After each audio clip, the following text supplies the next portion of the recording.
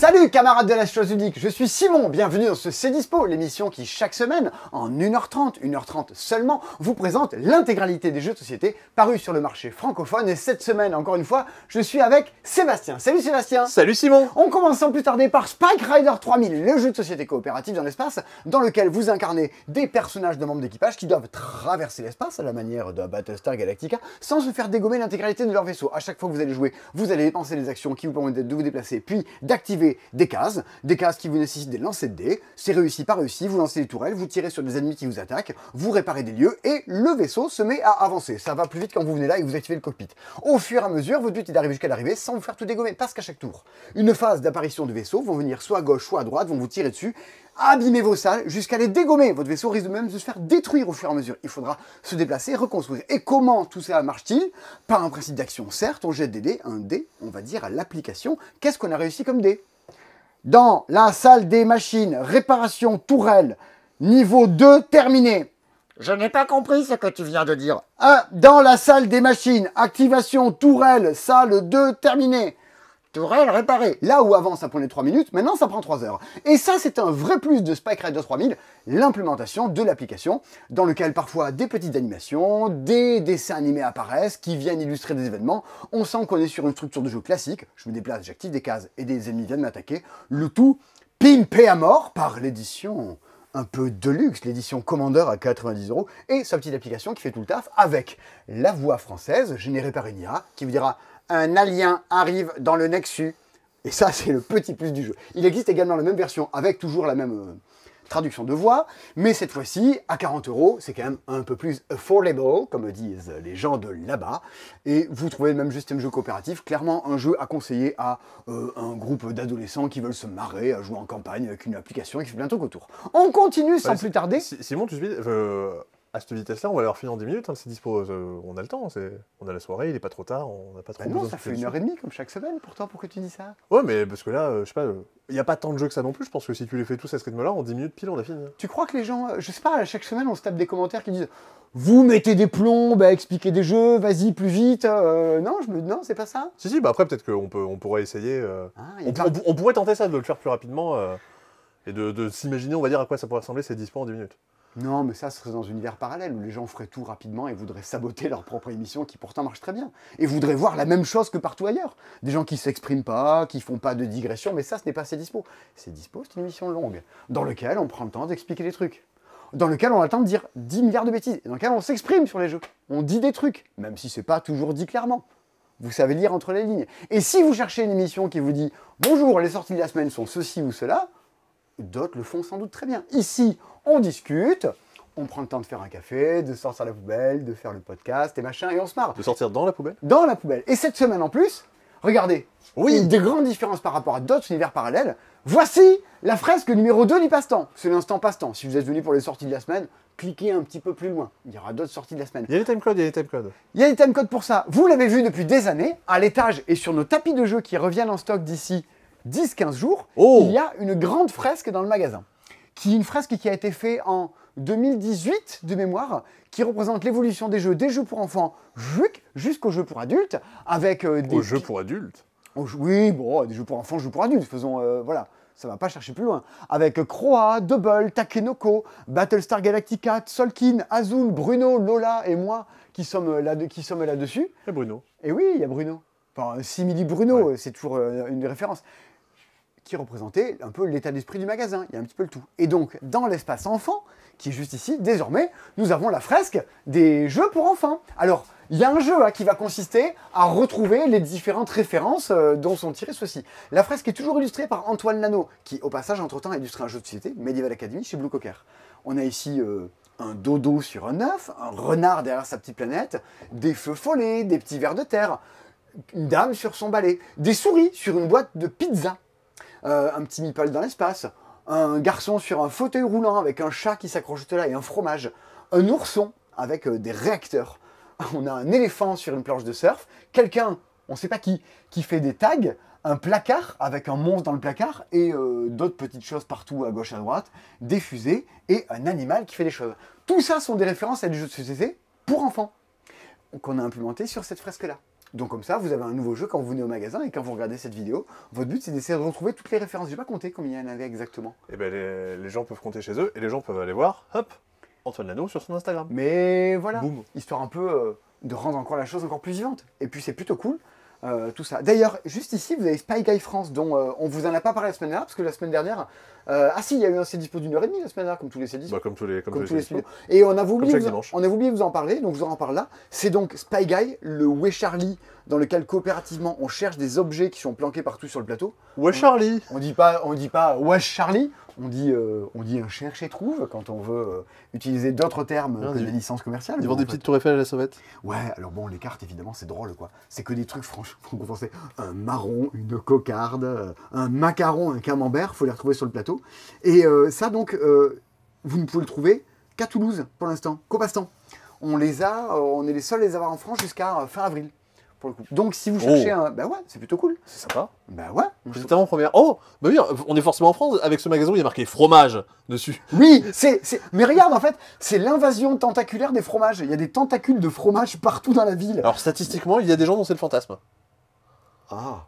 Statistiquement, au monde, ça doit exister. Si vous regardez ce C-Dispo et que vous avez un kink sur le fromage, est-ce que vous pouvez le dire dans les commentaires parce que statistiquement, il y a 15-20 000 personnes qui regardent ce C-Dispo. Il y a bien une personne parmi vous qui a un truc pas net et pas résolu avec le fromage. Parlez-nous-en. Dites-le nous en commentaire.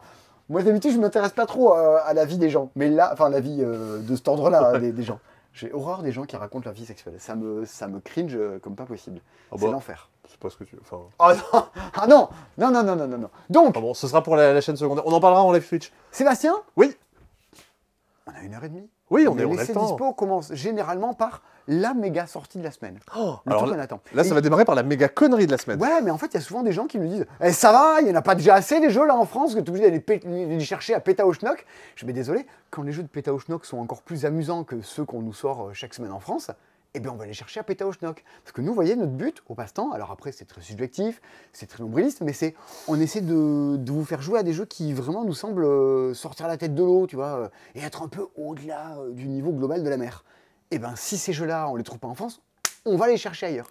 C'est comme ça qu'on fait notre boulot. Donc, cette semaine, on a encore récupéré des petits jeux qui viennent du Japon, et c'est de chez Wang Games, je les adore, et voici Drawpolter, un jeu de Paul Schultz et non pas de Yun Sasaki, comme d'habitude l'éditeur qui édite ses jeux lui-même.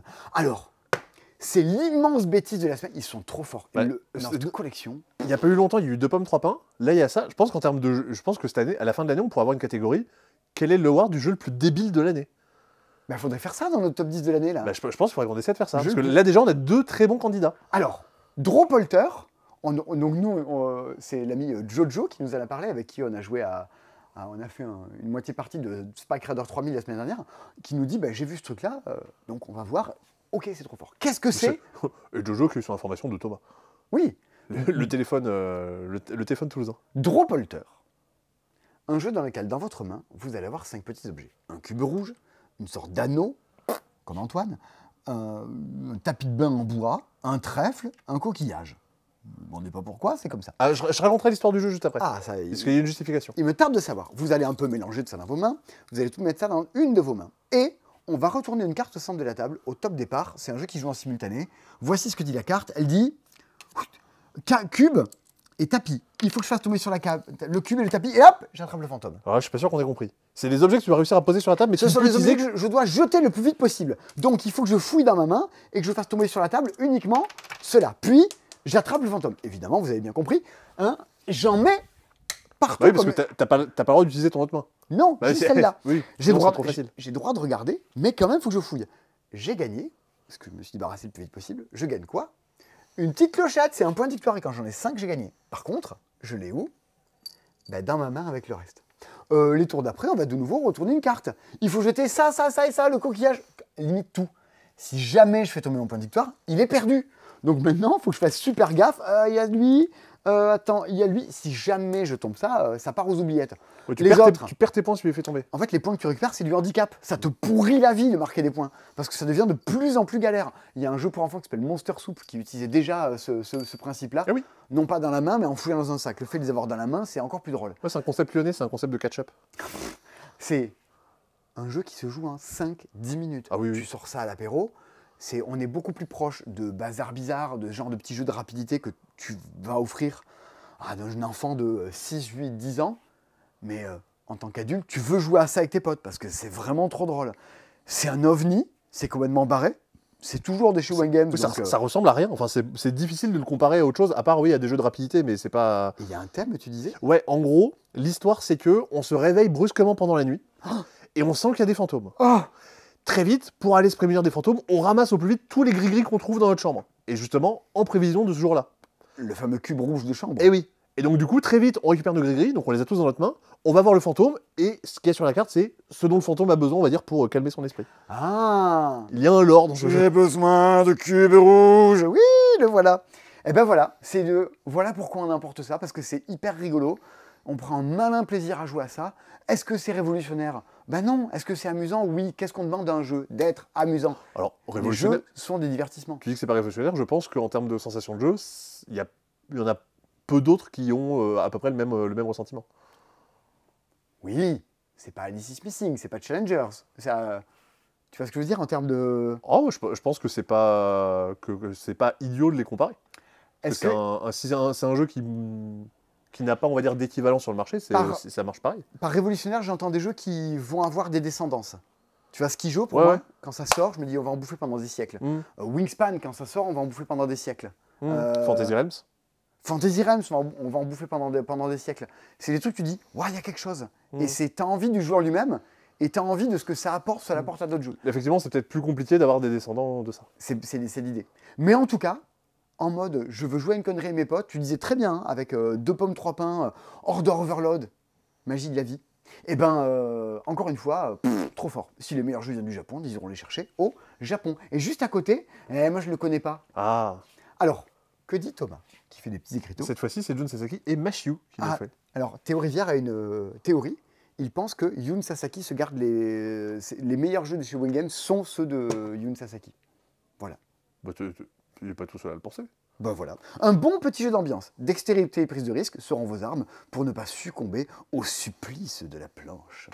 C'est un peu la planche des pirates, mais version japonaise. J'ai écrit à Benoît Turpin, l'auteur de la planche des pirates, pour dire il y a ça qui vient de sortir. Ouais, il y a un petit peu de ça. Alors, est-ce que tu pourrais nous expliquer comment ça marche, ouais, Sébastien? Je vais essayer ça. On va se faire un petit switch parce que je vais avoir besoin de mes deux mains parce que c'est aussi un jeu qui va utiliser de l'adresse. Un live switch.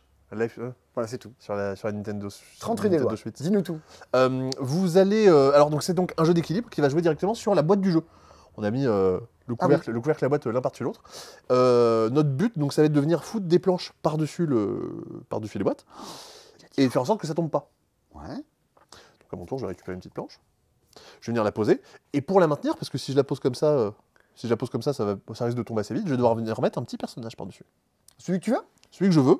Alors là, si jamais il y en a qui sont dans la mer, il va falloir les mettre. Il va falloir les disposer sur le plateau. Tout, vous serez tout sur le meeple, le grand, le beau, le gros. Il y en a encore un petit dernier, il y en a 5. Hop. Regardez, là, il y a les 5 petits bonhommes disposés sur la boîte. Et à chaque fois, quand je mets un petit bonhomme, je dois mettre un coffre à ma couleur sur la planche que je viens de poser. Ok, pour dire que c'est toi qui l'as posé. Ouais, vous avez l'idée. Et alors, on les pose, on les tient. Et donc à partir du moment où but du jeu, le but c'est pas de tout faire tomber. En gros, la personne qui va tout faire tomber, c'est celle qui a perdu. Ah, c'est tout. Dans l'idée, c'est comme ça que ça va se passer. Ça a l'air couillon. Oui. Et donc à partir du moment où il y a tous les personnages dessus, je vais devoir en retirer un. Imaginons que je le retire celui-là, ça tombe pas, pour pouvoir rajouter une nouvelle planche. Parce que toujours, le but c'est toujours d'ajouter une nouvelle planche. Et d'ajouter, toujours pareil, un coffre à ma couleur. Sans tout faire tomber. Tu peux le mettre au bout de la planche si tu as envie. Bah, c'est pas une bonne idée a priori. J'ai fait un peu de physique dans ma vie. Je sais que sur la planche, sur les vagues, je ressens des sensations, mais là, je préfère éviter de ressentir des sensations qui font tout tomber. Donc tout notre but à chaque fois, c'est de déplacer en essayant de faire en sorte que tout ne s'écroule pas. Si jamais je fais tomber la structure, je suis pas éliminé de suite. En gros, si je fais tomber des trésors à ma couleur, c'est pas trop grave, c'est juste que je perds ce que j'ai réussi à produire, donc c'est pas cool. Par contre, si je fais perdre des trésors des autres, je me les garde devant moi en score négatif. Et si j'ai fait tomber trop de coffres des autres, là je perds la partie. C'est pas en gros la première chute qui fait tout perdre. C'est encore un jeu dans lequel ton but c'est pas de gagner, c'est de pas perdre. Ouais, c'est ça, c'est une sorte de battle royale justement sur une boîte de jeu. Et ben écoute, c'est aussi bête que ce que ça en a l'air. Rafter 5 du coup, donc c'est de Jun Sasaki et Mashiu. Mashiu, je crois que j'avais regardé, il me semble qu'il a fait d'autres choses. Il ou elle a fait d'autres choses, mais j'ai absolument pas retenu l'info. Cette personne a fait d'autres choses. Probablement. Et Yael a fait autre chose. Yael a sorti des remixes il n'y a pas longtemps. Mais ça, c'est la chanteuse, ça n'a pas de rapport. Oui. Ok, bah, trop cool. On est sur des tout petits formats. Il y a un autre tout petit format qui sort cette semaine, c'est Chat Poche. Mais là, c'est pas japonais. C'est pas japonais, c'est toulousain. Ouais. Toulousain. Bah non, c'est normando-toulousain. Parce que oui, ils sont en Normandie, Lumberjack. Je pense. Je Ils sont crois. bien de quelque part. Si je ne m'abuse.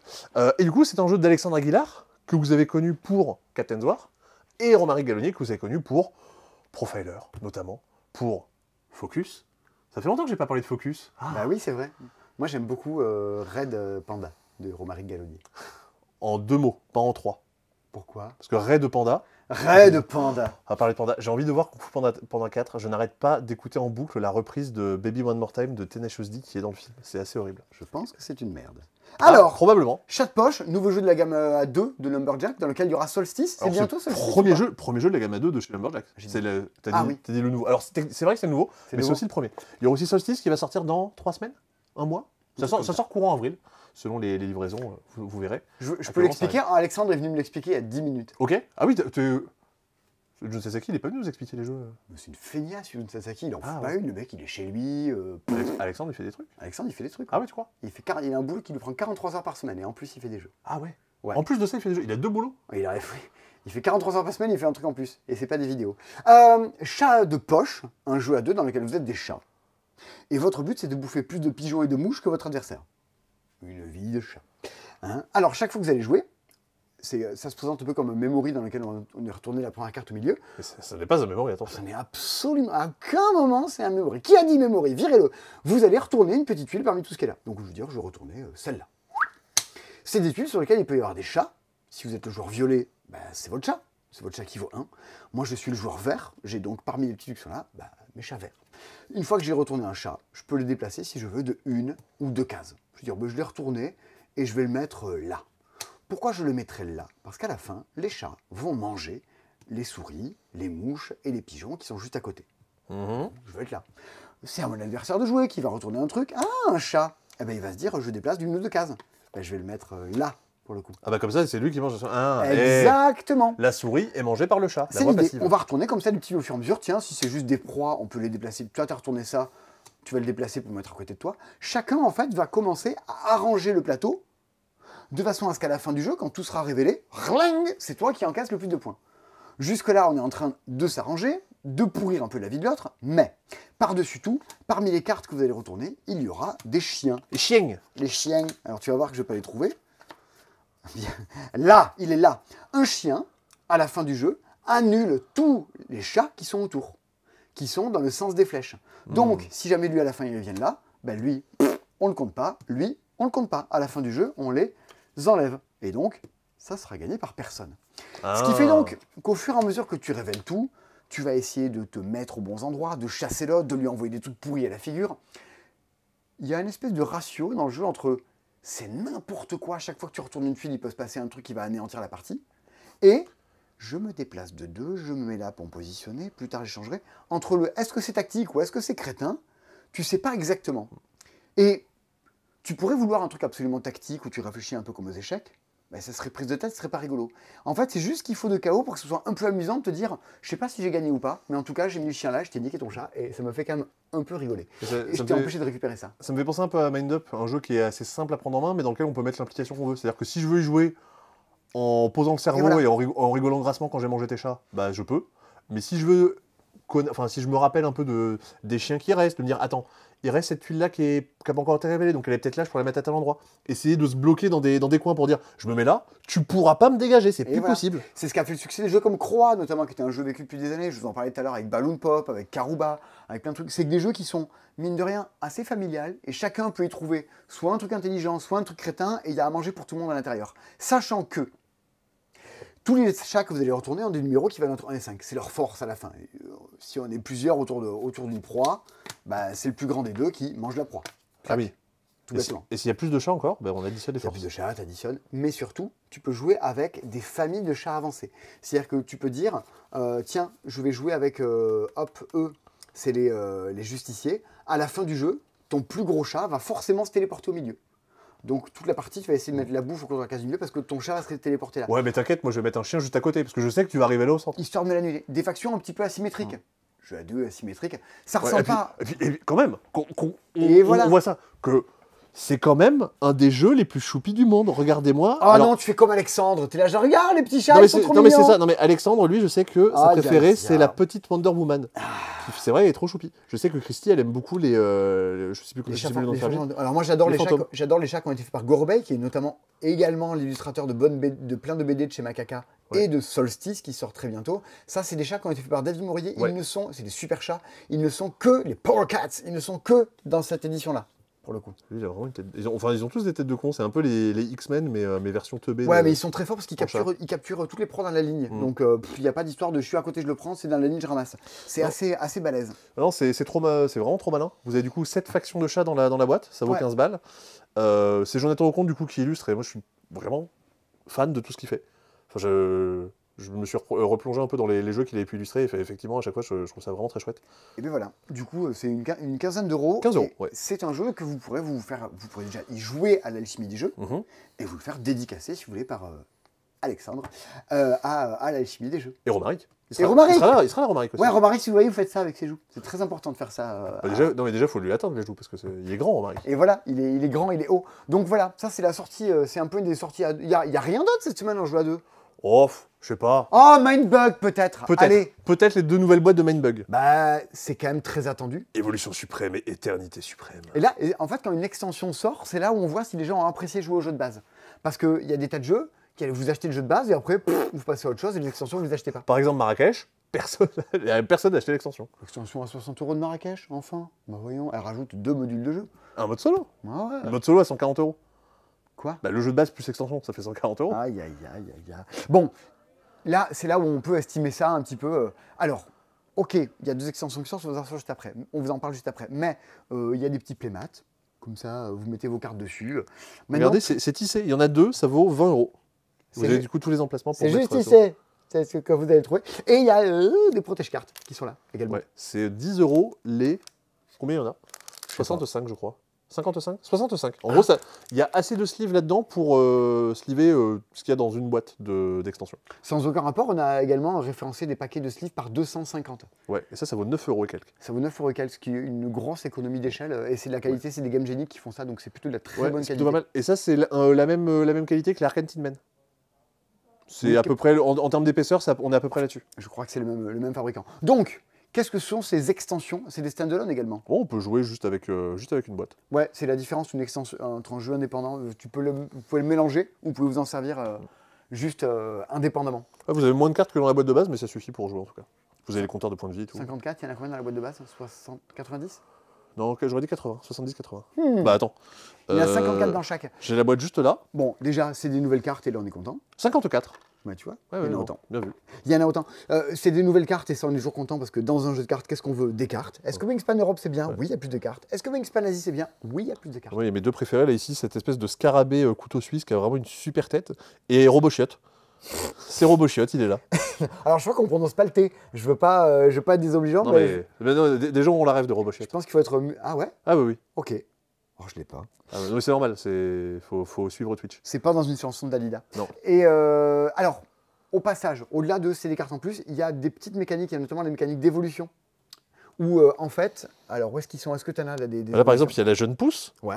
Qui, alors pareil, c'est un nouveau mot-clé, le mot-clé action. À mon tour, maintenant, je peux utiliser une action d'une carte que j'ai posée. C'est-à-dire que normalement, à ton tour, soit Ouais. tu jouais, soit t'attaquais. Bah là, maintenant, je peux utiliser une action. Je joue une carte de ma défausse et j'évolue en Big Groot. Et Alors- Big Groot, elle a été mise de côté, je vais aller la chercher et la poser Sur sur le terrain. bord de la table, vous avez toutes les cartes d'évolution. Mmh. Et vous allez donc prendre le Big Root niveau 2. Et hop là, vous allez venir le poser chez vous à la place de votre niveau 1. Ouais. Pareil, l'action permettra de l'évoluer. Cette fois-ci, vous pourrez la retourner et hop, la passer au niveau 3. On voit qu'à chaque fois, l'action va différer et également la puissance d'attaque. Donc, c'est des cartes que vous allez essayer de pousser dans leur retranchement. Vous allez essayer de dégommer également les cartes des autres avant qu'ils les aient trop fait évoluer. Quoi, Les également. cartes sont toujours trop belles. Hein. Il y a des nouvelles actions qui permettent, alors un peu comme à Challengers, les cartes qui ont été éliminées, c'est qui partent de votre défausse vont déclencher des effets spéciaux. Dans la défausse, toutes les cartes de votre adversaire valent moins 2. Non, Donc ok, t'es content d'avoir dégommé le 10 de ton adversaire, mais maintenant toutes les cartes valent moins 2. non, c'est des cartes alliées. Parce que la créature est très forte quand tu la joues. Mais du coup, une fois qu'elle est morte, c'est tes propres cartes hein, c'est des créatures alliées qui ont moins de puissance. Ça, tu réfléchis à 2 fois avant de faire un mindbug et de la piquer à l'autre carte. Ah bah ouais. Ouais. Donc vous avez un peu vu l'idée. Un nouveau type d'action, des évolutions, des nouveaux types de mots-clés pour faire encore d'autres interactions dans le jeu. Et certaines cartes, ils peuvent en booster d'autres. On glisse des cartes en dessous et ça augmente leur force. C'est ça, c'est ça. Donc si vous avez bien mindbug, vous aurez plus de mindbug. Tiens. Ouais. Mince, j'étais sûr qu'il y avait un truc. Je crois qu'il y a un truc que tu n'avais pas dit sur Mindbug. C'est normal avec 10 minutes. Hein. Ouais. Par jeu. Non, mais je l'ai oublié. Tant pis, c'est pas grave. Si tu le retrouves, n'hésite pas à ne pas Je le vais dire. pas le dire. On a de nouveaux petits Rubik's Cube, tout ça machin. Ah bah là, on a vu que le dos, on n'a rien vu du tout. Bah ouais, on est content. Dis donc, j'ai appris la différence entre une pyramide et un tétraèdre. Ah, est-ce que tu connais la différence entre une pyramide et un tétraèdre? Bah, pour moi, comment dire, une pyramide, c'est une forme plus générale. Si. En gros, je ne saurais pas te le définir exactement. Des pyramides, on en voit plein, mais des tétraèdres, c'est très rare. Hein. La tétraèdre de Gizeh. En gros, une pyramide, c'est une forme, un polyèdre, qui a une base. Et toutes les bases vont être reliées par des triangles, jusqu'à un sommet. Alors que le tétraèdre, c'est une pyramide à base triangulaire. C'est un triangle, et elles sont toutes reliées à... Et ben voilà, c'est la différence, c'est est-ce que la base est un carré ou un triangle? Oui. Voilà, c'est tout. Ah, mais moi, j'apprends des trucs, j'ai envie d'en parler avec les gens. Pour moi, la pyramide, c'est plus général que ça, parce qu'on parle souvent de pyramide à base carré, pour les pyramides qu'on voit genre en Égypte. Ah. Donc pour moi, la pyramide, c'est encore un truc encore un peu plus... Tu vois, c'est une sorte de cône, mais au lieu de mettre un Antoine autour, qui serait arrondi, tu mettrais des faces. Il y a des tas de podcasts qui sont là pour vous apprendre des petits trucs en 2 minutes, tu sais, en allant aux toilettes ou quoi. Mais c'est dispo, fait ça très bien. On peut pas faire ça en 10 minutes, hein. On peut pas apporter autant de culture. Ouais. Voilà, c'est pas possible. J'ai regardé une vidéo le jour, la semaine dernière, c'était la journée de Pi. Tu sais, c'est le 14 mars, c'est le jour 3 à 14. Et du coup, il y a un gars chaque année qui réunit des gens dans une pièce et qui calcule les décimales de Pi. Ils sont regroupés pendant 5-6 jours, ils étaient genre bien une centaine. Ils ont calculé 140 décimales de Pi à la main. Pas de calculatrice, ni rien, ils ont tout posé sur papier. Moi, j'ai pas déjà assez le temps dans la vie pour aller voir tous les films et voir mes amis et ma famille. Pourquoi les gens ils se réunissent pour faire ça? Oh, c'est tellement bien. Et surtout, si t'as pas de temps, va pas jouer au jeu que je t'ai envoyé. D'accord. Brains and Bros. Alors, Bros, c'est des extensions en VO d'Unmatch parce qu'elles n'ont pas été localisées en français. Ça coûte 30 €. C'est jouable indépendamment. Ou alors, vous pouvez jouer avec tout standalone, on reprend le mot, on le remet, avec tous vos autres boîtes d'Unmatch, ou alors avec Unmatch Chronicles Infinite. Il y a qui dedans? Coopérative. Alors, il y a la meuf de Géant Vert, là. Ouais. On la connaît tous, on aime bien, elle flex un peu, là, comme notre président. On l'appelle même She-Hulk. Il y a le Doctor Strange, je l'adore, il fait des tas de trucs et tout avec les mains, là. Il va à des concerts de métal et il fait ça. Et il crie apéro. Voilà. Et il y a Spider-Man, il fait pareil. Il fait pareil, mais alors, il y en a un, il fait ça en vertical, et Spider-Man à l'horizontale. C'est pour ça qu'on les a mis dans la même boîte, c'est parce qu'ils ont un peu justement cette même faculté avec leurs doigts. Exactement. Mais il serait peut-être fort à Droppalter. Hein. Et maintenant, donc, celle avec Shaquille O'Neal, Ghost Rider et Moon Knight. Voilà. Bien sûr. Pareil, 30 €. On a repris un peu de Illusion, une espèce de... C'est pas un peu raciste? Qui ça quoi? Je sais pas. Shaquille O'Neal? Ouais. Mais non, parce qu'en fait, t'avais jamais joué à Shaq Fu? Non. Mais je vois ce que c'est comme jeu. Eh ben, il avait un peu la même gueule. Ah, il fait du kung-fu, d'accord, ok. Ben voilà. Ouais, je pensais que tu t'es pas arrêté à la position. Ah non. Donc, Illusion, un jeu dans lequel tu dois reclasser des cartes par, remplissage.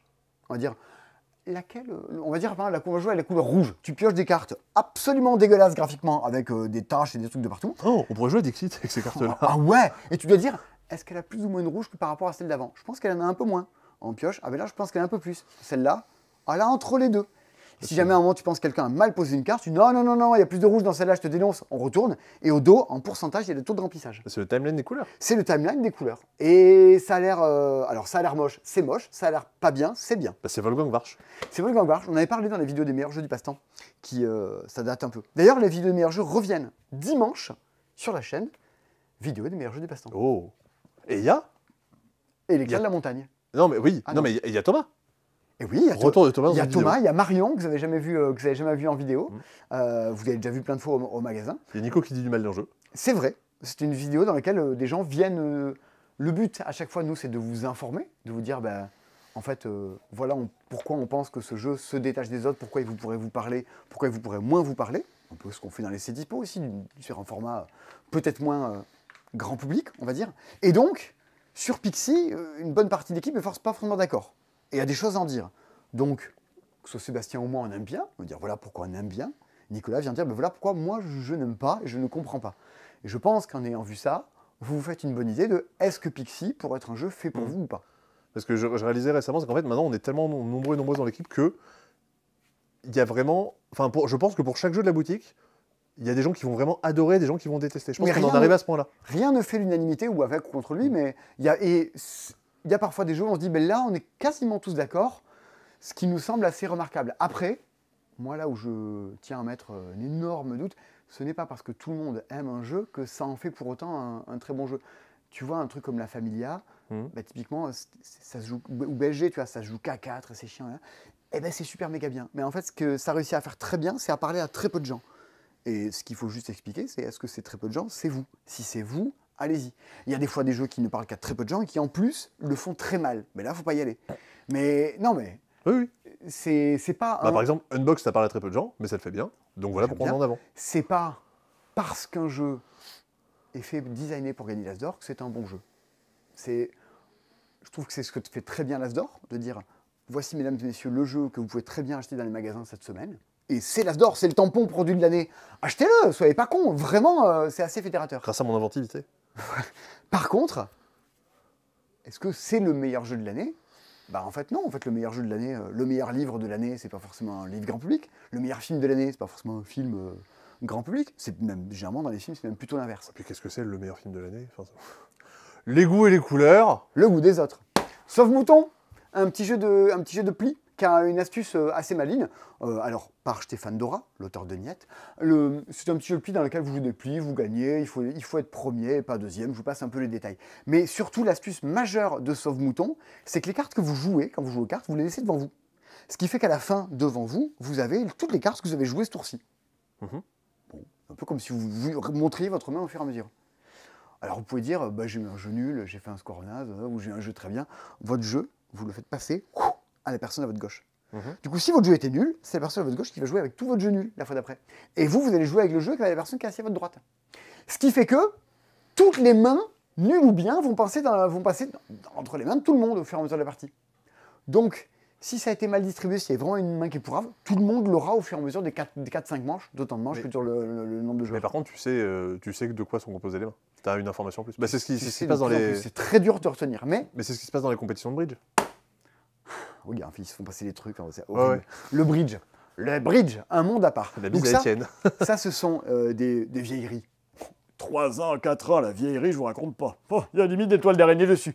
Bon, sauf mouton, c'est encore plus vieux que ça. Mais dites-vous que moi, quand je suis arrivé au passe-temps il y a un siècle, il faut que j'arrête de dire ça à chaque fois, eh ben, un des jeux hype du moment, non mais ça fait un peu vieux con. C'est mois d'août, hein. Bon.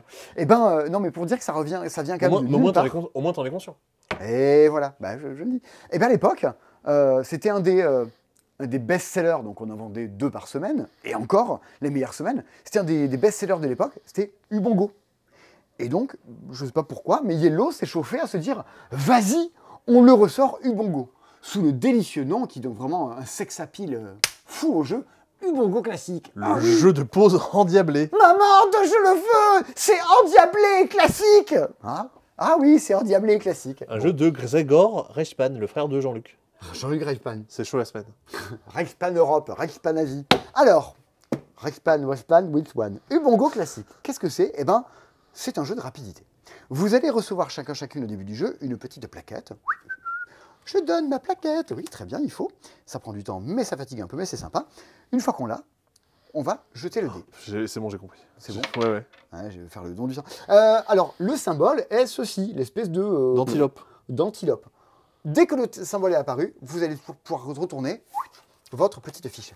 Vous allez regarder quelles sont les pièces de Tetris en face de votre symbole. Donc, l'espèce de T, le carré qui est jusque là. Alors, on n'a pas prévu, on n'a pas bossé, hein, et je vais me retrouver à galérer en live. Qu'est-ce que je vais devoir faire? Eh bien, je vais devoir recomposer le casse-tête en mettant tout ça à l'intérieur. Donc, Ça me rappelle Marie.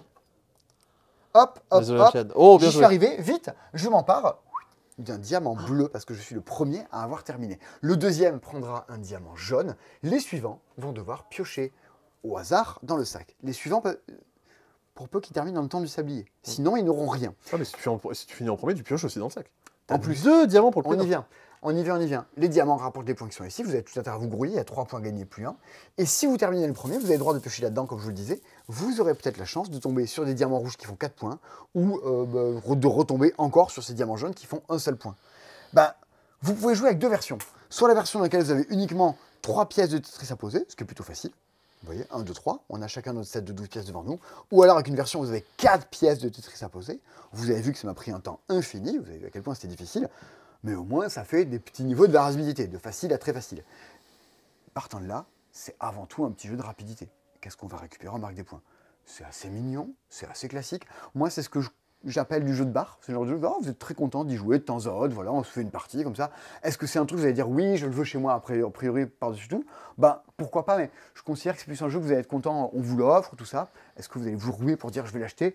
Bon, je sais pas spécialement. En tout cas... Il y a un mode solo aussi. Genre, tu te mets un timer de 10 minutes et tu vas faire le max de grilles possible. Entre ça ou aller compter des décimales de pi dans une pièce avec des gens avec des cheveux gras et une élocution pas parfaite, c'est vous qui voyez, au choix. Donc, Ubongo Classique est revenu. Pourquoi pas? Un truc qui est revenu, et là on se pose même pas la question de pourquoi pas, on dit oui, oui, Jésus. oui, oui, oui, Jésus revient parmi les tiens. Dieu de la croix indique-nous le chemin, toi qui le connais si bien. Comment va Marie de Magdala? Voici Spirit Island. Ta-da-da! Un jeu intrafin. Alors les jeux intrafins, comment vous dire? C'est comme certaines de variétés de roses et de fleurs un peu rares qui ne poussent qu'une fois l'an. Et bien les jeux intrafins, c'est pareil. C'est des jeux qui poussent un peu sur des arbres, c'est l'extrême qualité du jeu, mais il y a une seule récolte par an. Et le reste de l'année, si vous les cherchez, ils ne sont pas là. C'est normal, ça pousse. Silence, un petit peu. Donc Spirit Island, on ne l'avait pas vu depuis combien de temps, Spirit Island? Facilement 1 an et demi, je dirais. Ouais, avec le réchauffement climatique, les saisons, on sait plus ce que c'est. Hein. Ouais. Mais il est de nouveau là. Alors ça, c'est dans le top 100 BGG, parce que c'est plutôt un truc assez incontournable. C'était nommé à l'Asdor 2019. Asdor Expert, hein. Un truc, Oui, oui, oui. on sent le truc pour les gens qui ont vraiment envie. Qui c'est qui l'avait gagné cette année-là déjà? Terraforming Mars? Non, c'est 2018. Res Arcana, c'était 2020. Ah, je me rappelle plus. Il y avait... Attends. Wingspan Détective? Non, Wingspan n'avait pas été nommé. C'était Détective qui avait gagné. Oui, c'est Détective qui a gagné cette année. Ok. T'as raison. Donc, Wingspan n'avait pas été nommé. Spirit Island, c'est l'esprit... Vous prenez Catan, dans lequel nous jouons des envahisseurs et on vient coloniser une île, compétitif, chacun pour soi. Là, vous faites pareil, sauf que c'est un jeu coopératif dans lequel on incarne l'île, et notre but, l'île, pas celle de Martino, oui, l'île avec une apostrophe, celle de Lionel Jospin, et on va essayer de lutter contre les humains qui viennent coloniser au fur et à mesure, construire des villes, tout polluer, et qui viennent essayer de dégommer vos petits Géraldas, hein, qui sont un petit peu partout ici. Ah oui, c'est vrai que ça s'appelle... Oui. Et ouais, ça s'appelle des dents. C'est un jeu woke. Hmm, C'est un jeu woke. exactement. Comment va Tex? Vous incarnez du coup chacun un esprit, l'esprit de la terre, de l'électricité, de la peur. Vous allez jouer des cartes qui coûtent de l'énergie un petit peu à jouer, des cartes qui sont soit rapides, qui prendront effet avant que les humains puissent jouer, soit des cartes plutôt lentes. Elles sont pas mal, hein, mais elles auront effet après que les humains aient joué leur tour. Les humains, eux, vont commencer... Alors, vous les voyez arriver parce qu'il y a une petite pioche de cartes dans laquelle on va dire « Là, ils arrivent sur la plage. Les tours d'après, ils vont construire sur la plage. Les tours d'après, ils vont polluer la plage. » Donc, ça sera de pire en pire. Mais au moins, on peut un peu se projeter. Et soit votre but, c'est de les éradiquer complètement, accrochez-vous, soit de faire monter le niveau de peur qui va leur déclencher des effets négatifs dans la tronche. Et au fur et à mesure, ils ont tellement peur qu'ils fuiront l'île. Par contre, vous incarnez donc ces esprits, vous jouez à base de cartes, mais votre présence physique est incarnée par des petits champignons, les petits daans, qui ne se régénèrent pas. Si les humains viennent les dégommer, bah adieu. Vous en avez une quinzaine au début du jeu. Il faut survivre pour qu'ils restent là et qu'ils puissent dégommer tout le monde. C'est génial, oui. C'est vraiment trop fort. Ça reste du jeu de cartes. Donc, il y a tout un truc de... Ça s'active avant, il y a cette phase-là, ça s'active après, mais l'essentiel du jeu quand même est porté par les cartes. C'est dur à gagner, mon Dieu. Ah, aïe, aïe, aïe, aïe, aïe. Et puis surtout, les petits humains qui viennent nous envahir peuvent... Alors, vous achetez des nouvelles cartes au fur et à mesure, vous vous stoffez, vous améliorez les pouvoirs de votre personnage en augmentant votre taille de main, en augmentant votre énergie qui permet de dépenser et de jouer de plus en plus de cartes. Les humains peuvent être des Danois, des Français, qui vont commencer à gagner des pouvoirs spéciaux au fur et à mesure qu'ils jouent contre vous. Chaque entité qui va jouer contre vous, les Danois, les Français, les Anglais, ils ont 6 niveaux de difficulté différents, des niveaux qui sont cumulatifs. Donc, au niveau 6, c'est... C'est un peu les ascensions de ces espères. Exactement. Et bien ça, c'est méga chouette. Ça avait disparu pendant des siècles. En fin d'année, il y aura une autre version qui s'appelle Horizon of Spirit Island qui arrivera, qui sera une version... Alors, là aussi, on sera de nouveau dans un standalone, un jeu indépendant, avec un petit peu moins de peuple, un petit peu moins de plateau de trucs, mais bon, 40 €. Alors que Spirit Island, s'il peut y avoir un frein aujourd'hui à... Parce que quand même, dans les jeux coopératifs, ça fait quand même partie des meilleurs trucs. Hein. J'ai beau... ouais. Il y a Aeon Sand, Bah, il y a Marvel Champion, Horror Arkham. Marvel quand même. Champion, Horror Les jeux de Arkham cartes. et Spirit Island, quoi. Ouais. Bah, C'est vraiment... The Loop. The Loop qui est très bien. Paléo. Alors, j'aime beaucoup The Loop, hein, et vous le savez tous. Mais Spirit Island, c'est quand même d'une ampleur et d'une envergure quand même beaucoup plus forte. Bon, ça revient pas tout seul, ça revient avec une des extensions, parce qu'il y avait il y a 2 extensions qui existent, une qui s'appelle Terre Fracturée et une qui s'appelle De Branches et de Griffes. Terre Fracturée a quelques petits soucis de fabrication, c'est la vie, c'est la joie. Donc, elle sera réimprimée, elle va revenir à la nouvelle saison.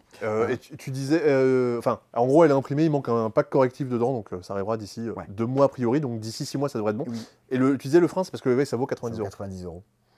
Mais en termes de... Si c'est un jeu que vous vous appropriez et dans lequel vous passez du temps, vous allez pouvoir y passer des soirées et des mois complets, d'autant plus avec les extensions qui ajoutent une quantité de contenu débilissime.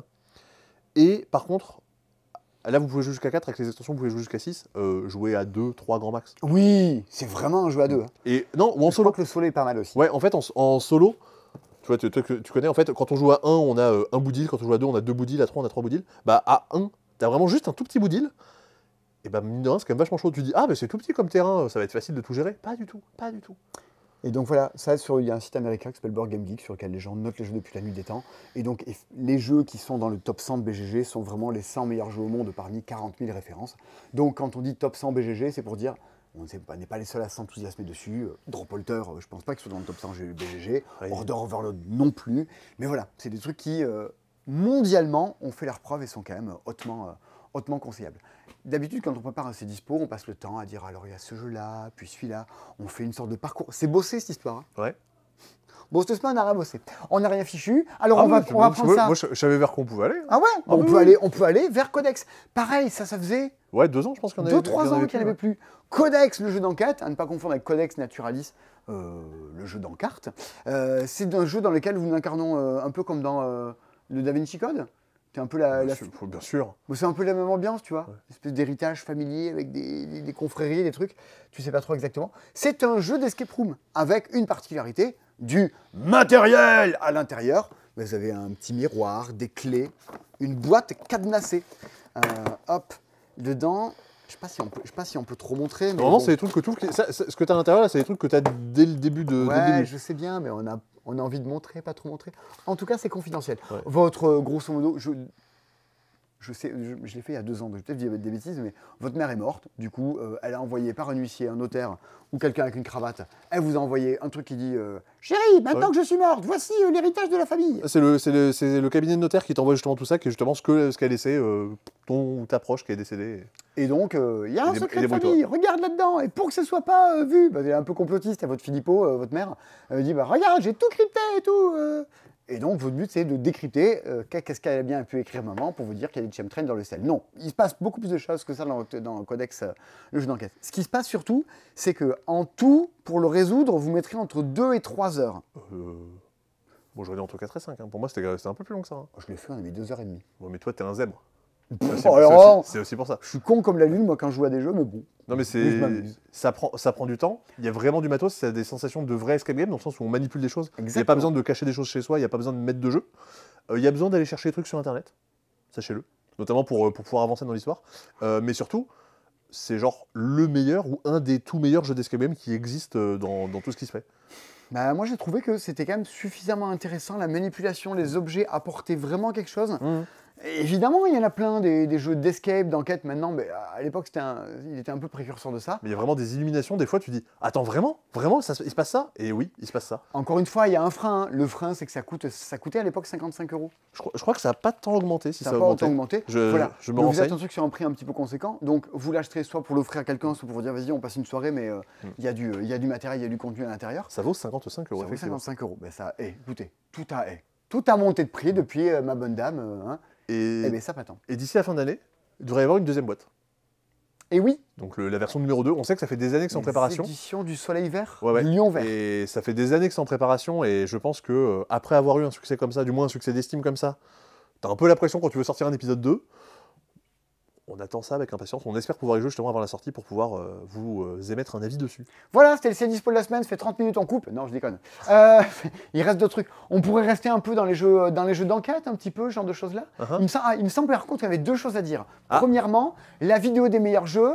Oui, c'est vrai qu'on était parti là-dessus, donc je pensais que tu allais enchaîner. Revient en fait, pas du dimanche. tout. Je vais me chercher un verre d'eau, je crois que j'ai pas bu au début de la vidéo, je suis en train de m'assécher. Et également, pour ceux qui... Bon, ça c'est pour les plus toulousains d'entre vous, le magasin sera fermé mercredi.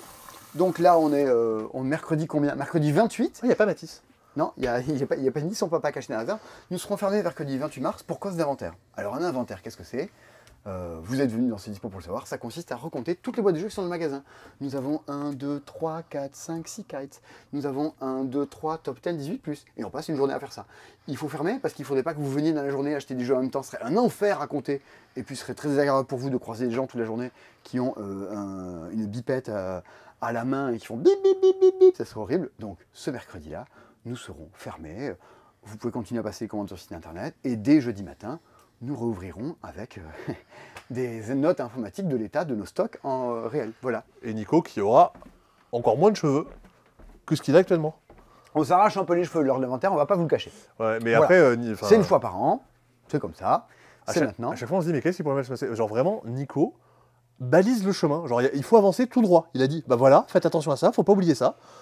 Mais malgré tout, il y a toujours des problèmes. On bosse pour faire en sorte que ça se passe bien. Ouais. D'ailleurs, des gens qui bossent pour faire en sorte que les choses se passent bien, il y en a chez Aurora, avec Lilo Forban. Alors, Lilo Forban, c'est fait par les mêmes personnes qui ont fait des jeux que moi j'ai trouvé très bien et qui se sont pas vendus de fifou de ouf. Mais pourtant, je trouve que la qualité est au rendez-vous. C'est les Crime Zoom. Le Mauvais Oeil, un écrivain mortel que j'ai beaucoup aimé, No Furs, qui avait l'avantage d'avoir une proposition absolument familiale. No quoi? No Furs. No Furs. Tu sais que j'en ai vendu à un ami en me disant lequel je pourrais jouer avec ma famille, et je lui ai filé No Furs. Il m'a envoyé une photo en écrivant familial en gros dessus. C'est un truc avec l'enquête commence, il y a un mec mort dans une salle d'hôtel, il s'est fait épiler, il y a des traces de sang sur le mur, et tu comprends que c'est du sadomasochisme berlinois. Bon, mais une bonne ambiance. Il y avait du fromage sur la scène de quel? Ben oui, c'est le Crime Zoom France. Et donc, le même éditeur nous propose un jeu, mais dans une ambiance assez différente, en mode un peu pixel, on va dire. Ouais. Aventure point and click, on va dire. C'est littéralement ça, c'est pas du tout un jeu d'enquête, c'est vraiment un jeu d'aventure. C'est-à-dire que le jeu va pas vous poser des questions à la fin de la partie.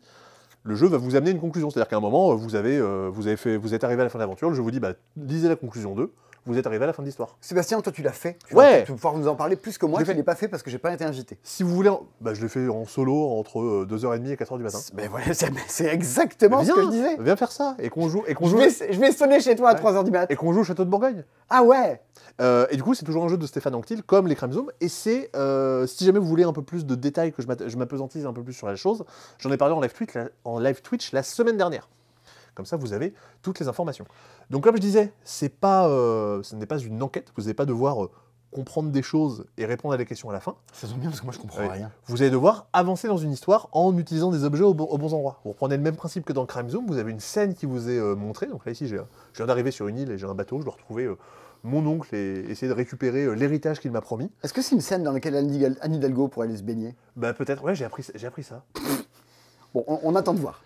Alors une scène. Suivant. Et donc comme dans Crime Zoom, donc elle est composée de plusieurs cartes, je vais pouvoir aller regarder le dos d'une carte si jamais ça m'intéresse. Là, je me dis, ah, il y a une corde. Bah, je vais regarder, peut-être que... Ah tiens, peut-être qu'il se passe quelque chose. Et peut-être que je vais aller chercher des cartes dans le paquet. Peut-être que j'ai trouvé un objet qui va me servir. Dans le jeu, normalement, tu l'aurais retourné, tu aurais regardé. Là, tu ne montres pas pour les besoins de la... Ah, je l'ai regardé, non spoil. Spoiler, vous avez la corde en plus gros. Waouh! Attention! Au dos de la corde, une corde! Une corde. Et vous allez retrouver vraiment l'ambiance des point and click des années 80-90, qui étaient justement des jeux d'aventure avec tout plein de jeux de mots.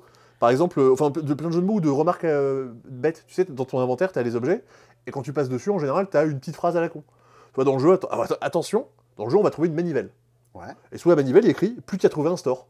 Bah, super, tu as trouvé ta manivelle, il y a un côté Animal Crossing. Ok. Tu pêches une chaussure, et ben si tu trouves la deuxième, tu auras une paire. C'est ce qui faisait les succès de tous les Days of the Tentacle, les secrets de... Les Secret of Monkey Island. Monkey Island, des chevaliers de Baphomet, des boucliers de Quetzalcoatl. Gabriel Knight. Oh, un clown. Non, c'est chevalier de Baphomet, ouais. Ben voilà, chevalier de Baphomet. C'est que c'était un peu drôle et le jeu... C'est ce qu'on disait dans la vidéo des meilleurs jeux sur Backstories. Mhm. Tu tentes des trucs à la con et le jeu dit Oui, oui, Mhm. j'y ai pensé, voilà la réponse. Bon, en fait, il y a un système un peu comme ça. Ça me fait penser un peu au final au système des animaux de Baker Street. Ok. Où quand je récupère un objet, mettons j'ai une manivelle, je me retrouve dans une situation, je vais mettre les deux objets côte à côte. S'il y a une correspondance, il y a un petit bout de texte. Génial, ça fait une boîte à musique. Ouais, peut-être que ce sera ça. Et du coup, tu fais, ah bah super, t'as perdu du temps, tant pis pour toi. Ouais, peut-être que ça te fait avancer dans l'histoire. Parce qu'alors là, au final, Ouais. le but c'est d'arriver. C'est quoi le but du jeu? Il faut terminer l'enquête, il y a un temps imparti, il y a des points, il y a quelque chose? J'ai 3 objectifs. Trouver mon oncle Christo, trouver mon héritage, trouver ma récompense. Ok. Voilà les 3 objectifs qui sont donnés dans le jeu. Et à chaque fois que je vais faire des actions, que je vais révéler des cartes, que je vais faire des interactions qui fonctionnent, je vais perdre un petit peu de temps. Je vais avancer sur ce petit curseur. Oh. Et une fois que j'aurai fait une fois le tour, 2 fois le tour, la partie est terminée. Ok. Potentiellement, je serai arrivé à une conclusion avant, le jeu me dira c'est bon, t'en es arrivé là, va lire. Coopératif, tu le fais évidemment une fois. Ouais, je l'ai fait en solo, ça m'a pris 1 heure. Je pense que forcément, si tu le fais à 2, alors faut pas le faire, je pense, à plus de 2 ou 3, ça sert pas à grand chose. Forcément, à 2 ou 3, ça prendra plus de temps, peut-être 1h30, 2 heures, parce qu'il y aura des discussions. On va dire, ah bah attends, mais moi je pense qu'il faudrait mieux aller par là.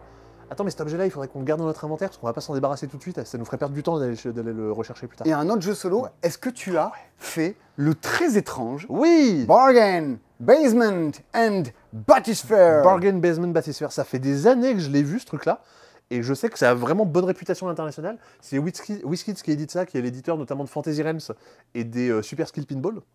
C'est un jeu entièrement Unboxed. solo. Ah oui, de Unboxed. C'est un jeu entièrement solo, un jeu à cocher qui va jouer en campagne, et c'est un truc qui a vraiment très très bonne réputation aux États-Unis. On n'en avait pas, et du coup on en a trouvé. Donc et voilà. En tout cas, il faut vous rendre compte que c'est assez immense comme plateau. Voilà, je mets ma main, en fait, c'est comme les. Bah regarde. Comme quand tu tiens un truc sur Amazon. Tu vois, ça fait une boîte, c'est plus grand qu'une boîte de Balloon Pop.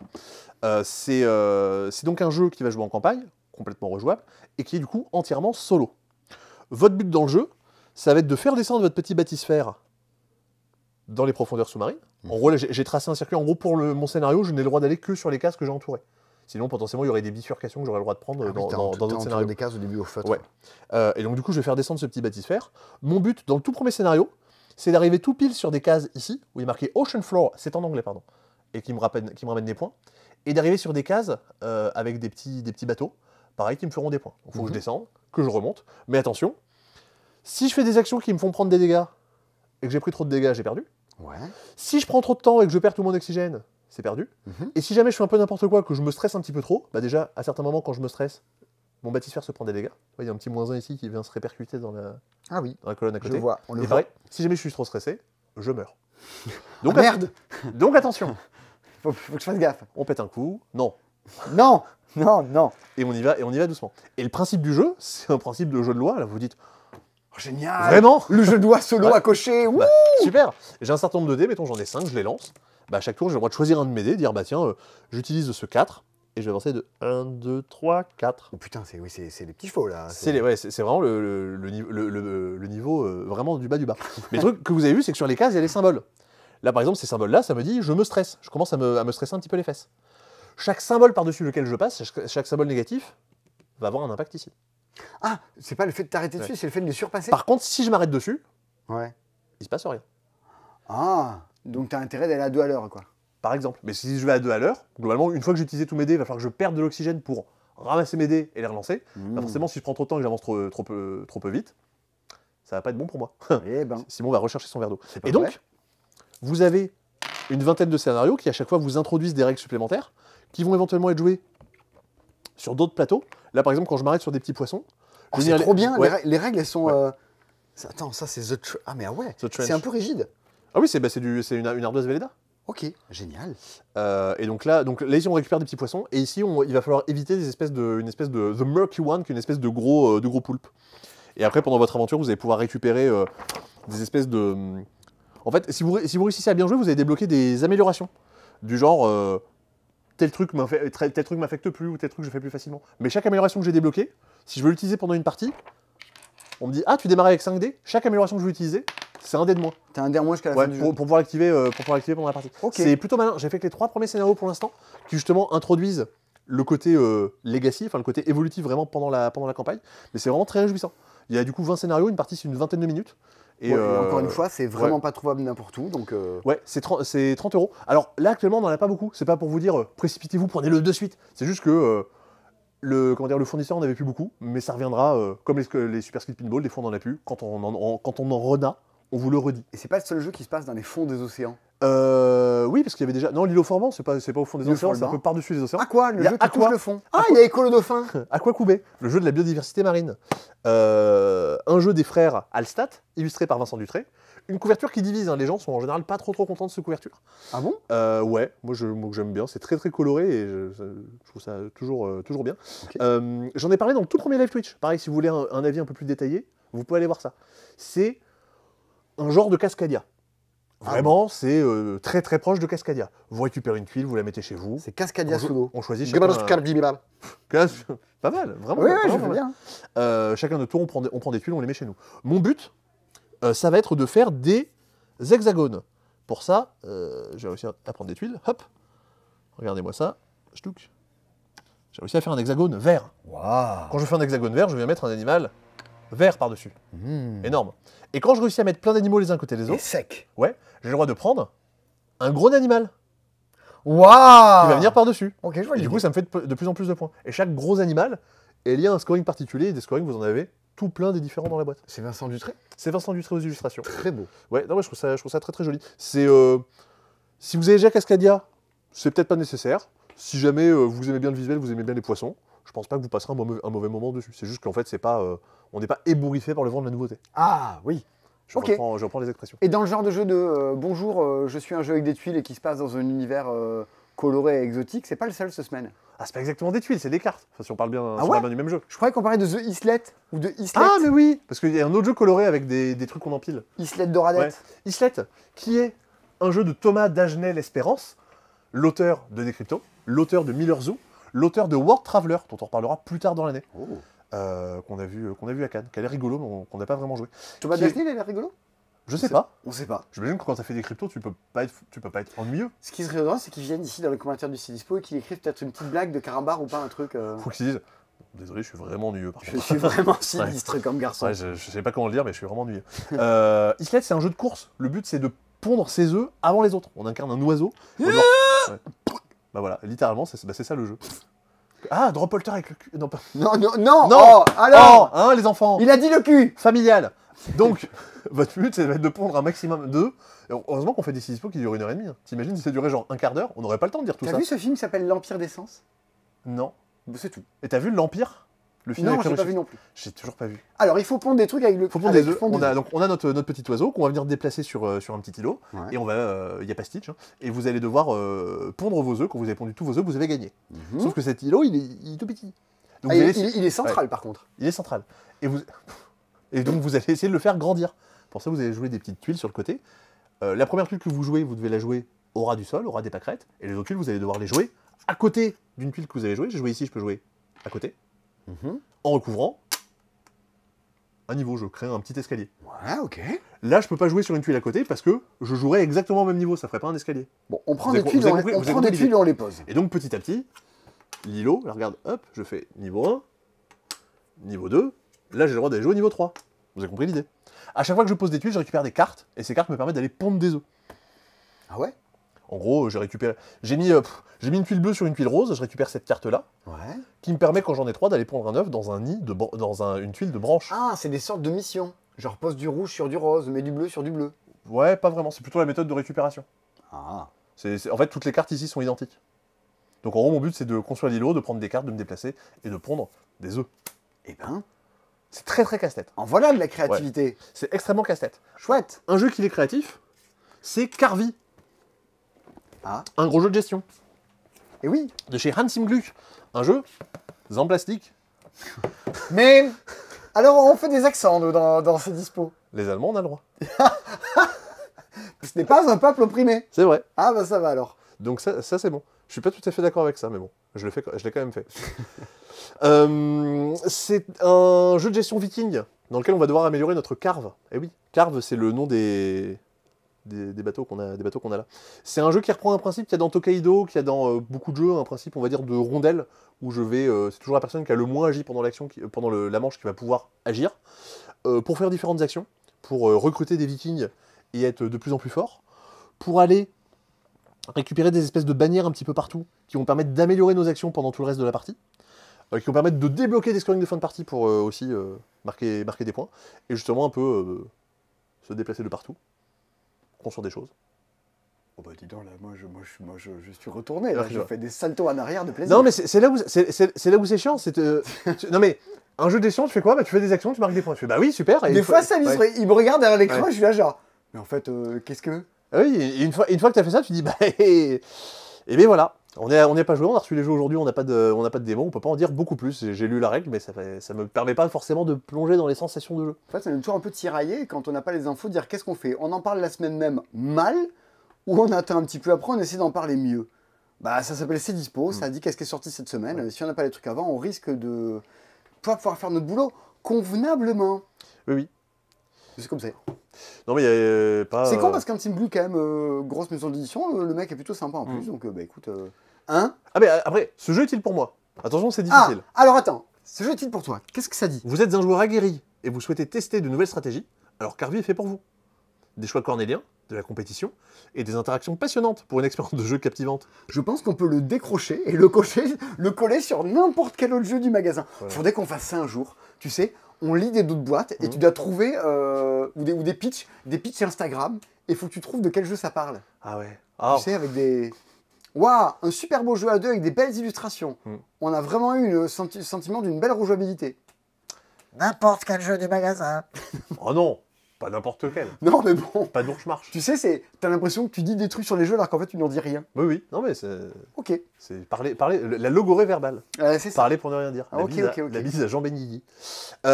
Si, mais du coup, moi, je voulais parler d'un autre jeu où on empile des trucs et qui est coloré. C'est lui. Le petit Pocket Farm. Ah, alors ça, t'es allé chercher ça encore n'importe où, Sébastien. En Corée.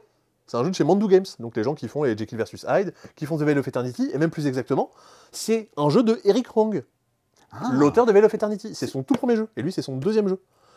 Ok. Et alors, on dirait le Nimalia des fruits. Ouais, c'est Fruimalia.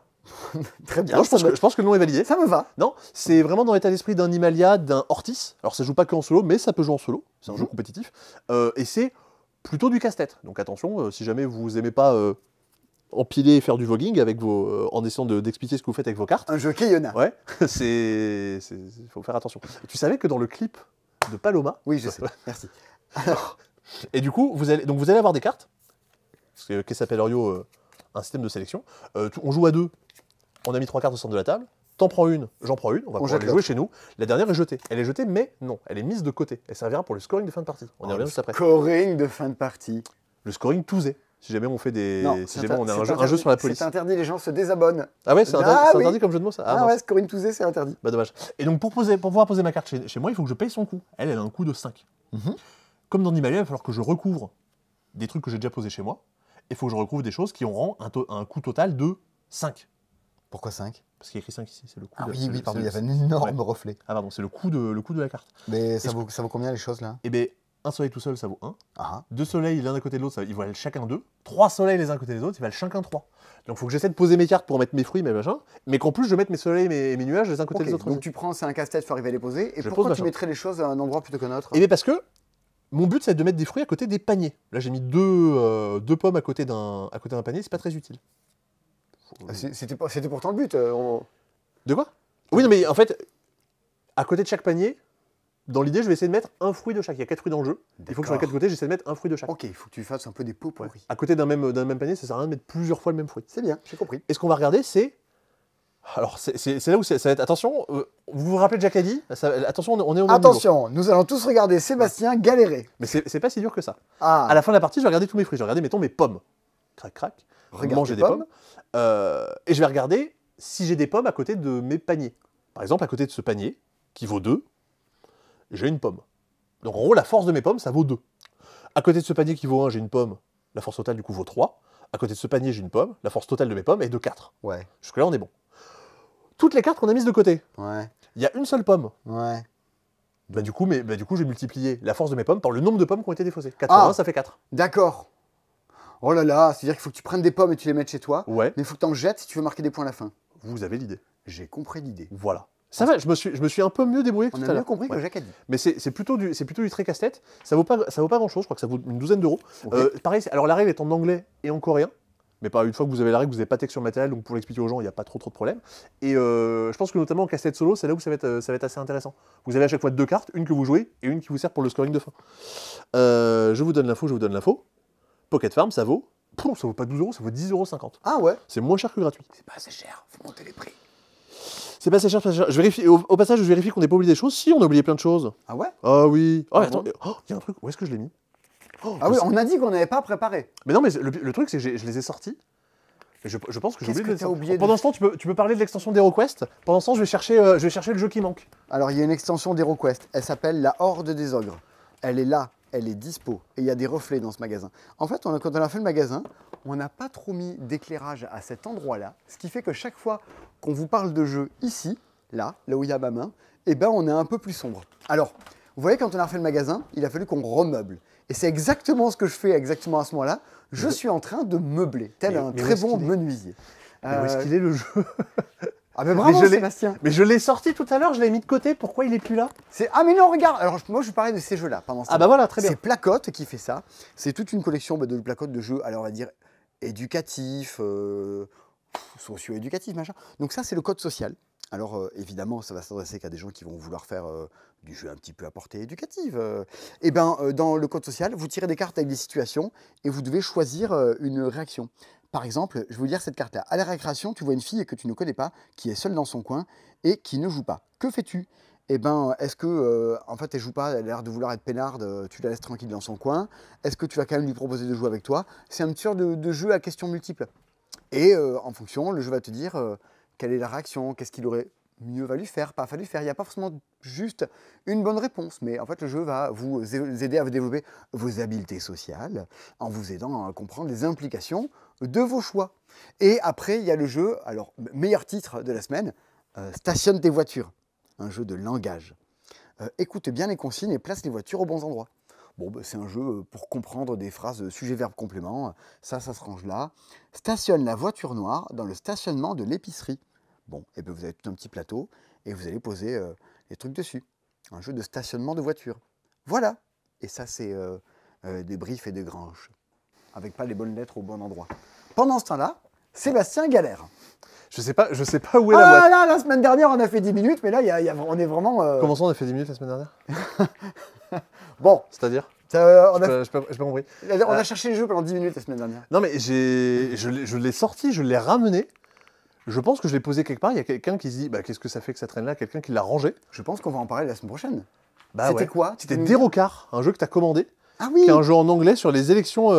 Il était là. Bah ouais. Bah oui, c'est pour ça que je l'ai sorti, je l'ai mis quelque part, mais je sais pas où. Bah peut-être quelqu'un l'a acheté. Bah je pense pas, parce que je l'avais mis de côté en réserve. Est-ce qu'il resterait pas à parler de Donjons Estragon? Ouais, et il reste aussi à parler de Carapace. Ah oui. 2 petits jeux pour enfants. Carapace, mais voilà, en plus on est passé dans l'espace enfant tout à l'heure. Ils sont juste là. Le petit Carapace qui n'est juste là, qui est grosso modo un 812e jeu de course pour enfants, où on sait pas exactement qui... Enfin les autres savent pas exactement qui on incarne, et quand on lance un dé, on fait avancer n'importe qui. Comme dans les escargots, escargots, ou comme dans la course des tortues. Ouais, c'est ça, c'est le concept de... Je suis les bleus, mais tu le sais pas. C'est le concept de... C'est un jeu de loi, mais on ajoute un petit truc justement pour changer et faire en sorte que ce soit pas exactement c'est mieux qu'un jeu de loi. Non mais je dis pas que c'est mieux. Non mais justement, on part de cette base-là et on ajoute des choses pour l'améliorer. Par exemple, tu as une sauce très mauvaise et tu ajoutes des épices à l'intérieur pour essayer de faire en sorte que ce soit meilleur. Je fais les comparaisons que je peux. Très bien. on fait ce qu'on peut avec ce qu'on a. Et Donjons Estragon, un jeu extrêmement choupi, un jeu de Nicolas Thirier illustré par Sojo. Je ne sais pas qui est Sojo. Alors je crois que c'est la personne qui a illustré Donjons Estragon. Non, t'as raison. Et donc, le but est de... alors il y a une petite histoire qui nous est racontée, on a l'impression d'être dans un petit jeu de rôle, mais c'est plutôt un jeu de memory. Alors non, tu peux jouer un memory à partir de 4 ans, mais si tu joues à partir de 8 ans, c'est beaucoup plus une sorte de mode de jeu un peu à la jeu de rôle pour enfants. C'est quand même... Enfin, la règle du jeu, c'est un jeu de memory. Bon, d'accord. C'est un jeu de... Alors attention, pour les plus geeks d'entre vous, un jeu de porte-monstre-trésor. Ouais, Munchkin, ouais, HeroQuest. Oui, et les gens qui font du jeu de rôle, mais qui ont un MJ qui ne met pas trop dans l'ambiance de dire « Tu ouvres une porte, bah il y a un monstre, tu le tapes, bon bah t'as un trésor. » Voilà, comme là. Parce que, oui, il y a un monstre derrière la porte. Et il y a un trésor, il y a des rollers. Et donc là, en fait, vous avez des cartes qui sont posées face cachée, vous avez des portes, et en dessous, vous avez peut-être des monstres, et en dessous, vous avez peut-être des trésors. Vous allez retourner une carte, qui en gros va peut-être enfin, une porte qui va être ouverte. Si la porte est ouverte, vous pouvez regarder ce qu'il y a derrière. Si la porte est fermée, il faudrait d'abord que vous récupériez la clé. Alors, il y a un cadenas rouge, mais il faudrait que vous récupériez la clé rouge pour pouvoir l'ouvrir. Vous avez compris l'idée? J'ai compris. Et derrière, une fois que vous avez réussi à ouvrir la porte, vous avez un personnage. Soit c'est un monstre, mais le monstre, on va pas aller l'attaquer. Genre, il y a un loup. Le loup, il faut lui donner la cuisse de poulet pour pouvoir dire « tiens, va là-bas ». Il y avait un jeu de pouvoir passer noir derrière sur la BD Game Over qui existait avant. J'ai l'impression que c'est pas très loin en termes de gameplay. Ah, je connais pas du tout la BD. Enfin, je connais la BD Game Over, mais je connais pas du tout le jeu. C'était pas un petit jeu d'avancer dans un memory où il fallait retrouver des clés, une cage, des monstres, des armes. Et du coup, derrière, le but, c'est de retrouver le trésor du donjon et les 4 clés qui sont disposées. Alors, pour encore une réussir à fois, avancer. c'est un truc que vous ne trouvez pas partout. Ouais, c'est un c'était jeu un Ulule. Ouais, c'était un Ulule que j'avais fait en financement participatif parce que j'avais trouvé la démarche chouette, le jeu plutôt sympa, les illustrations assez choupies. Ce qui fait que du coup, il y a plein d'autres trucs avec. Il y a un poster, Ouais. des marque-pages, tout ça. Ouais, des petits Donc, goodies. Si vous venez au magasin nous le commander, je crois qu'ils sont sous la caisse. Ouais, je peux sortir ça. Et au passage, regarde, Ouais. on a toujours du Stella. Si vous voulez du Stella à moitié prix, on en a. Oui. Donc Oui. commandez-le. C'est Stella, donc un Dixit-like, à moins de 18 €. Bah, Si jamais vous l'avez pas, je pense que ça vaut la peine de foncer. en plus, Gérald Catio sera au Festival du jeu cette année si vous voulez bien faire dédicacer votre Stella. Donc, Ah, vous pouvez le prendre et l'embarquer pour pouvoir le. Regardez, vous le faire avez une dédicacer. affiche de Alors, Donjon Estragon pour chez regarde. Ah bah tiens, regarde, tu vois, la mise en place, elle ressemble à ça, Ouais, avec ouais. les petites portes. Et puis derrière, on va pouvoir retrouver des trésors et des clés. Hop. Il y a un petit pion personnage, ça c'est pour savoir à qui c'est qui joue. Toi, tu vas le plier.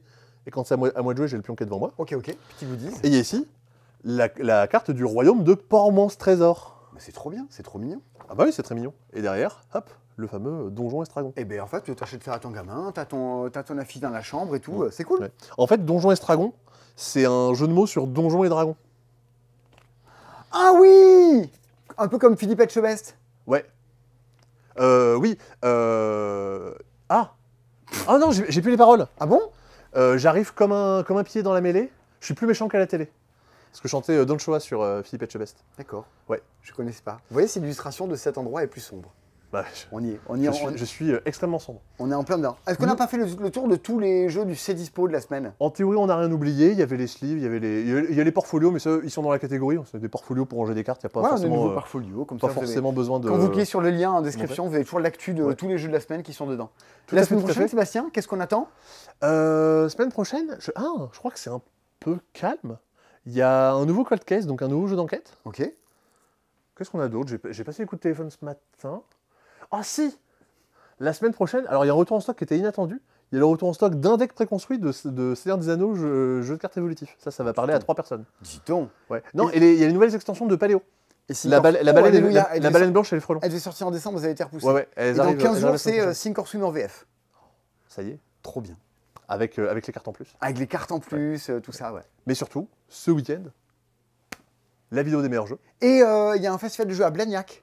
Ce week-end, Ah ouais. samedi. Il y a un s'appelle- festival de jeux à Ça Blagnac. s'appelle Blagnac Joue. Blagnac joue. Et en ce moment, il y a les Sabliers d'Or. Ah oui, c'est vrai. Voilà. Oui, oui. Dans- Qui c'est qui va gagner à ton avis? J'hésite entre Bomb Buster et Mega Jackpot. J'ai lu la règle de Mega Jackpot. En fait, j'avais joué à Mega Jackpot avec une règle approximative et c'était Ouais. déjà plutôt bien. La vraie règle a l'air d'être encore mieux.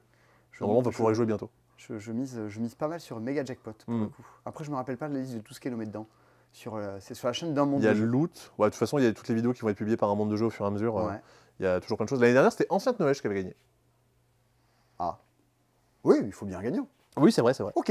Et donc, toujours pareil, réservez votre week-end du 3, 4, 5 mai pour l'alchimie du jeu. Oui. On fera des vidéos exprès pour, on en reparlera en temps voulu, mais Oui. venez, ça va être bien. Et puis voilà. J'ai pas plus d'arguments pour dire que c'était bien. C'est tout.